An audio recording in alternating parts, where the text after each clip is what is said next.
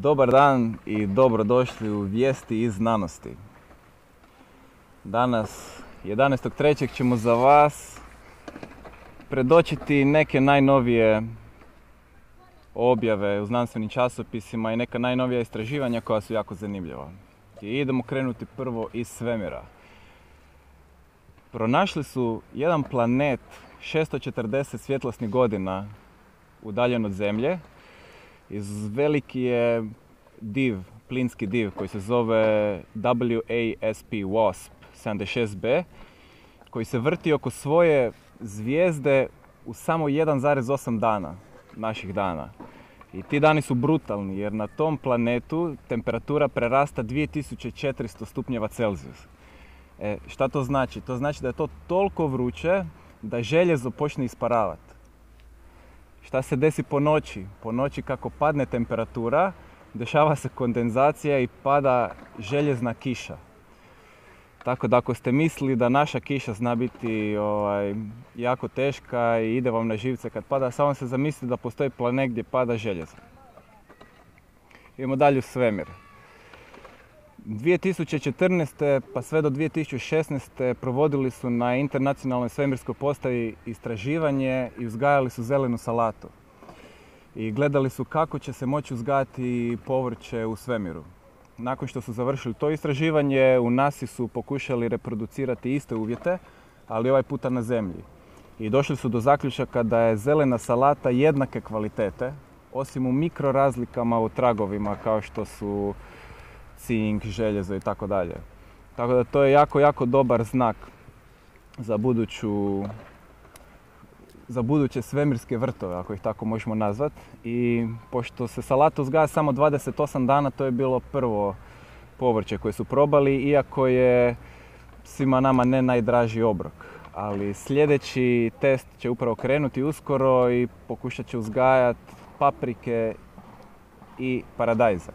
A pošto paprike i paradajzi rastu oko 80 i nešto dana, ti testovi će biti puno zahtjevniji i zahtijevat će više uložene love da bi se to uspjelo. Zanimljivo.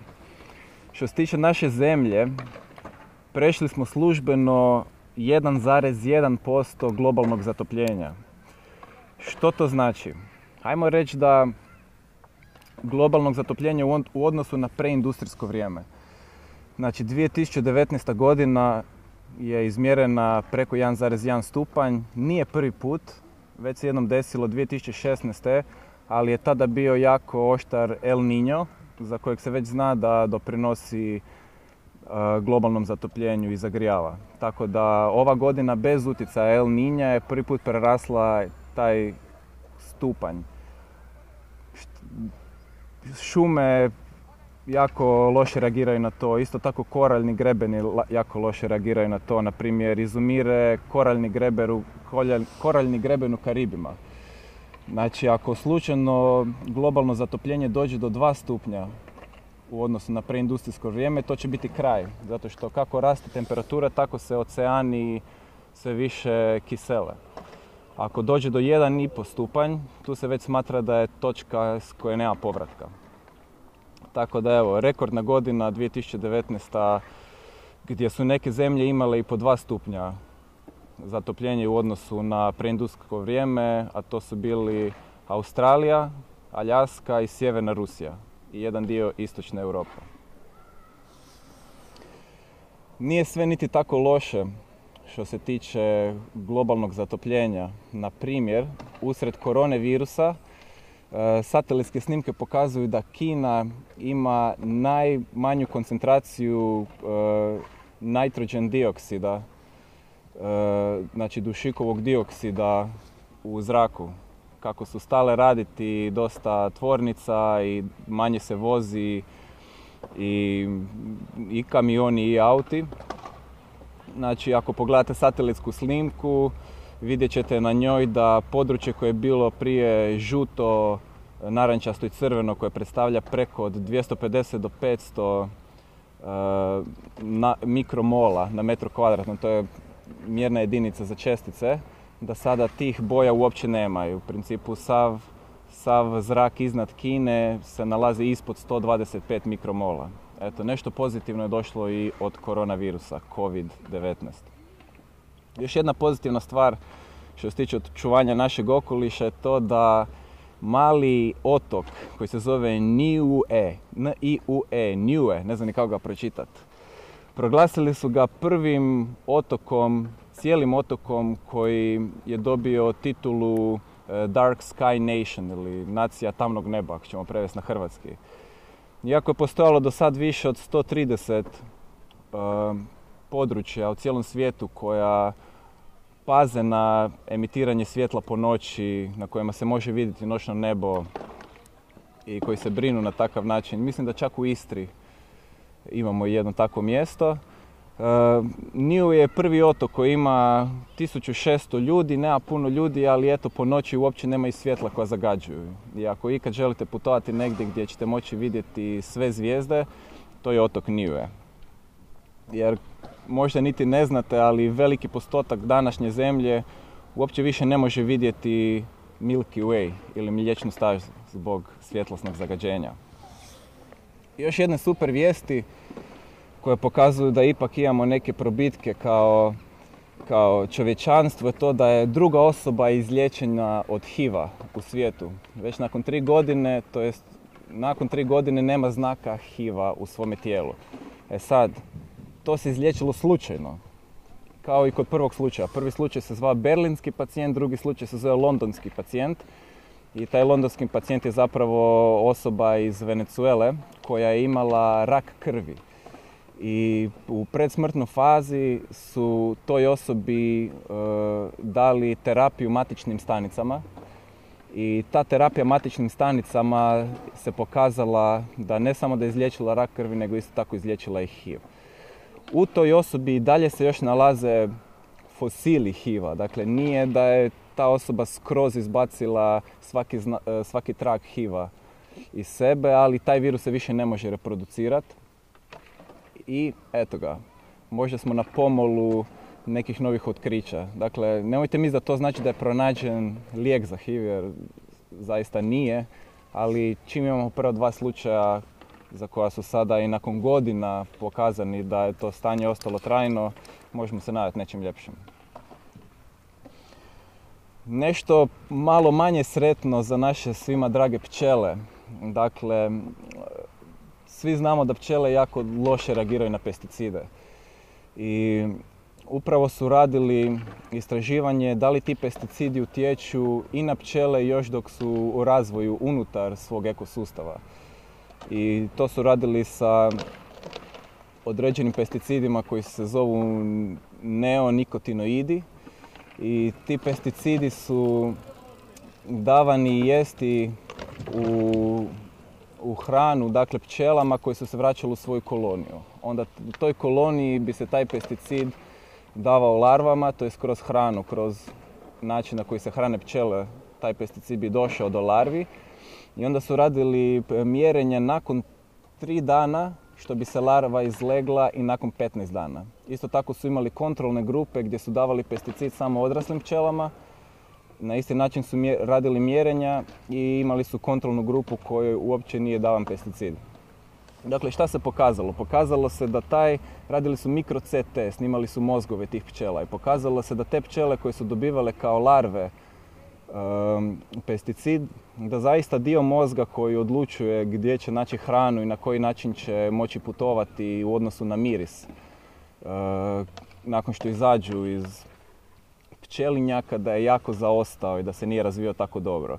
Isto zanimljiva činjenica da odraslim pčelama koji su služili kao kontrolna grupa, da 3 dana je bilo dovoljno nakon unosa pesticida da bi sve pčele izgubile to navođenje za hranu. Tako da evo, jako dobro što znanost je uspjela potvrditi to na studijama, jer svaka takva studija zasigurno doprinosi da se zabrane pesticidi koji štete pčelama. Ako ne i svi, tome se ja bar nadam. Svi umjetni.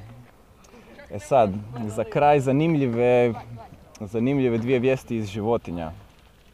Dakle, donedavno se mislilo da su ljudi i ljudima srodni primati jedine životinje koje mogu razumjeti vjerojatnosti. Šta znači to razumjeti vjerojatnosti? Ili na engleski jedan naziv koji se zove statistical inference.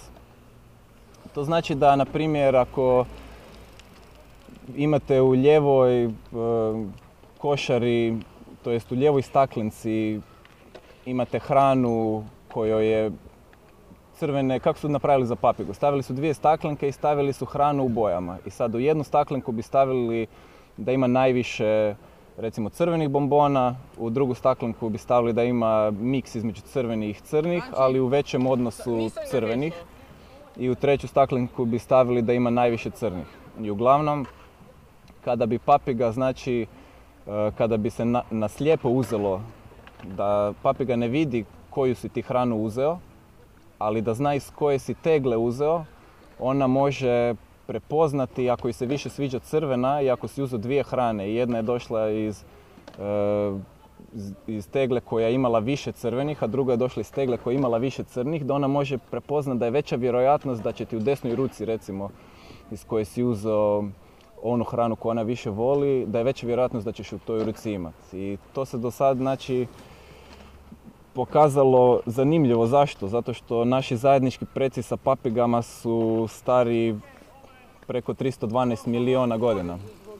Tako da se čak smatra da su papige uspjele razviti taj dio mozga za statistiku naknadno. I ptice. Još jedna stvar sa pticama. Znate kako svi mislite da, možda i ne mislite, ali eto, galebi koji kradu ljudsku hranu, zašto baš kradu vama iz ruku, a ne neku koja stoji pored poda? E pa pokazalo se da galebovi zaista vole hranu više onu koju jedu ljudi. I kako je to zanimljivo. To je jedna vrsta ekonomskog i socijalnog uvjetovanja za životinje koje su naučile živjeti okolo ljudi. I rekao sam ekonomskog, a mislio sam environmental, znači environment na hrvatski si prevedite. E sad, kako su napravili taj test? Dakle, napravili su test tako što bi stavili 2 kutije hrane. Najslađe hrane koje vole galebovi, nije bitno. I onda bi, kada bi položili te kante, u jednu kutiju bi čovjek zagrabio, uzeo bi jedan primjerak te hrane, malo bi ga mrmljao po sebi i vratio bi ga nazad. I onda nakon toga u roku 1 minute bi galebovi se navalili na to i sve riješili, ali u 80% slučajeva su išli na onu kantu koju je dirao čovjek i najviše su uzimali točno onaj primjerak koji je dirao čovjek. Sad možda to što niste znali je da galebovi kao svjetska populacija izumiru, ali njihov rast u urbanim sredinama raste upravo zbog prilagodbe koju su uspjeli dobiti. Eto ga. Počeli smo sa svemirom, završili smo sa pticama i ništa. Pratite nas i dalje kada budu sljedeće išle vijesti znanosti i ako vas zanima nešto što biste htjeli čuti, isto tako javite.